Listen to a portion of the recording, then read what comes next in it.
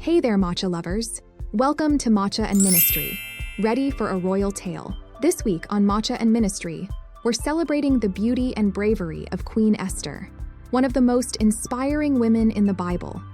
We'll explore how God used her courage to save the nation of Israel. So, grab a girlfriend and a hot cup of matcha, and join us as we dive into the story of the Queen of Beauty and Courage. Biblical scholars will tell you that nowhere in the book of Esther is the name of God uttered, but we can see his presence. We can see him moving through the life of Esther, through the life of Mordecai. They may not mention his name, but his presence is so very evident, which lets us know that we don't have to, what the saints of old used to call, be Bible thumpers.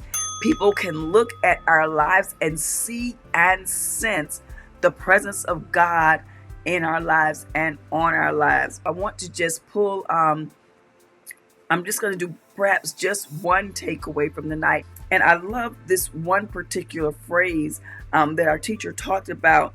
And he says, people roll the dice, but God determines how the dice will fall. I thought that was so very powerful, because a lot of times, and especially as we look around our world today, people think they're doing things and they're getting away with it. People think that they are setting you up for a fall.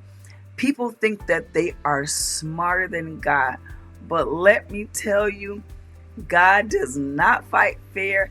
And when he is on your side, you will always have victory.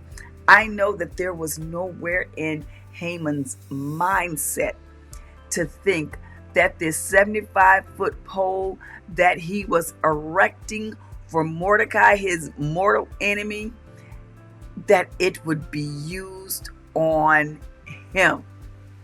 That all of the venom and the hatred that he had for someone would be turned on him. Yes, I love that. The trap you set might just be for you. And it reminds me to be careful when I wish evil or wish bad things upon people, to always keep my heart pure, no matter what people do to me.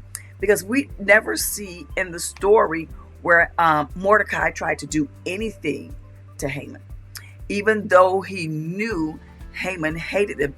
Even after Haman had the king set up this edict that on the 13th day of the month of Adar, that they would be killed. I mean, Mordecai didn't try to exact any kind of revenge. He trusted that God would do it, and that he would do it through Esther for such a time as this. So maybe you were born in this earth for such a time as this. You may think that you are inadequate. There actually may be some real threats to do what God has called you to do. As Esther was facing a real threat, it wasn't that I don't want to go see the king. It was just like, okay, the king has not called for me. And if the king doesn't call, you do not go, or you could risk your life. So there may be some real threats to do or to fulfill God's plan for your life. It could be that your friends will not like you. It could be that you'll be excommunicated from the in crowd. It could be that people will turn their backs on you.